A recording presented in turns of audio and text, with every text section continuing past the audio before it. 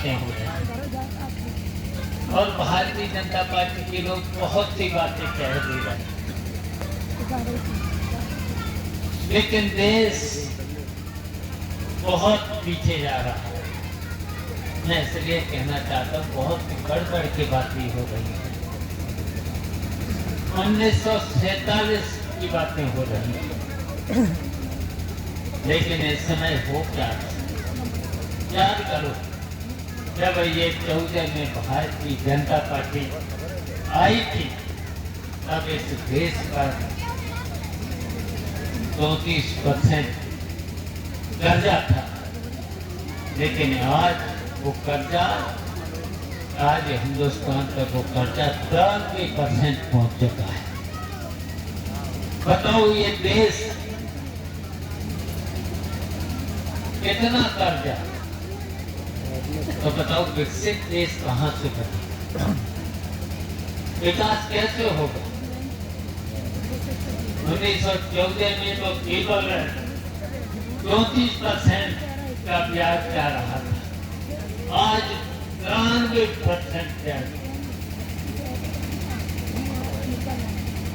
93% का कर्जा हुआ है, तो उसका कितना ब्याज जाएगा? तो बताओ देश विकसित कैसे, विकास कैसे होगा? देश बजट कहां से आएगा? ये दिखावा है भारतीय जनता पार्टी इस तरीके से झूठ बोल करके। बताओ क्या हालत है आज, क्या जो गरीब हैं, किसान हैं, समाजवादी पार्टी ने पीडीए का नारा क्यों दिया? पीडीए की बात कोई सुन नहीं रहा। जो दलित हैं, जो पिछड़े हैं, बहुत पीछे हैं, अब इस समय हो क्या रहा है? केवल किसकी मदद हो रही है? भारतीय जनता पार्टी केवल 10% लोगों की जो पूंजीपति है, उनकी जो कर्जे माफ किए जाते हैं। जब नेताजी की सरकार थी, अखिलेश यादव की सरकार थी, तब कर्जे किसके माफ किए जाते? लेकिन आज पूंजीपतियों के बड़े लोगों तो बजट कहाँ जाता है? और बजट जितना अभी विधानसभा में आपने सुना होगा, अनुपूरक तो मांग लिया, लेकिन जब बजट सत्र में जो बजट पास हुआ था, उसका 32% केवल विकास के क्रम पर खर्च हुआ। 32%। बिजली की हालत क्या है? कितने घंटे, क्या 20 घंटे बिजली आपको मिल रही है? दिन में बिजली नहीं मिल रही है। रात को अगर बिजली दे रहे हैं तो बताओ, इतने ठंड में और जहाँ इतना कोहरा हो, तो किसान क्या, अगर रात में ट्यूबवेल चलता है तो इस ठंड में क्या पानी लगा नहीं? मेरा भारतीय जनता पार्टी के लोगों को, मंत्री को पूछिए, बिजली मंत्री को पूछिए, क्या रात में आलू में पानी लग जाए, गेहूं की फसल में पानी लग जाएगा?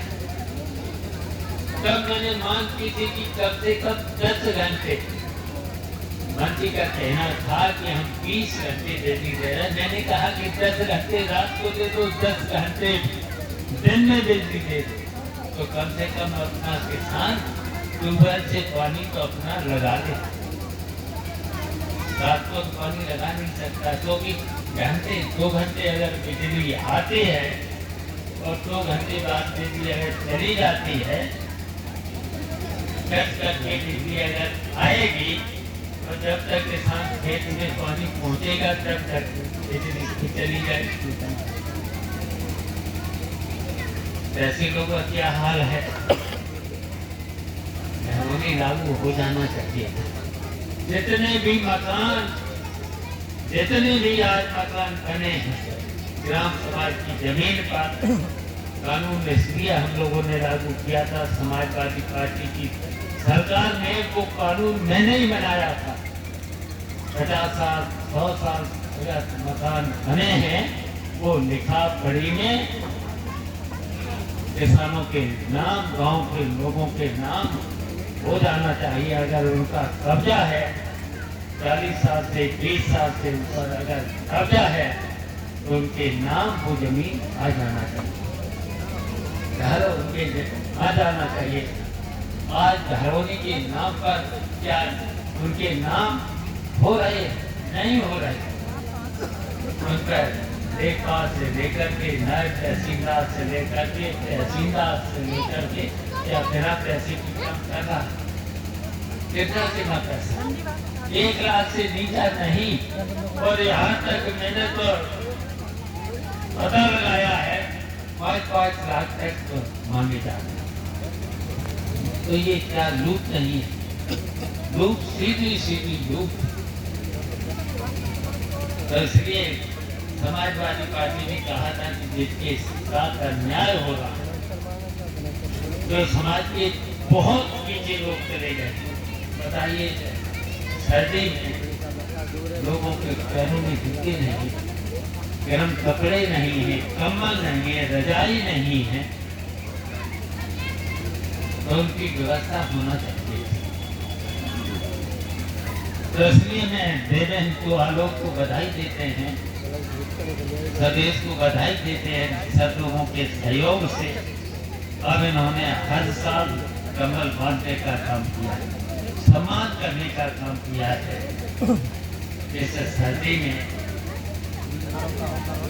और इसी तरीके से हमारे समाजवादी पार्टी के लोग जो भी अगर किसी भी के पास कम्बल नहीं है या उनके बच्चों के साथ गर्म कपड़े नहीं हैं तो उनको जरूर उपलब्ध कराएं। समाजवादी पार्टी के लोगों से हमारा कहना है उनके लिए जरूर व्यवस्था कराएं।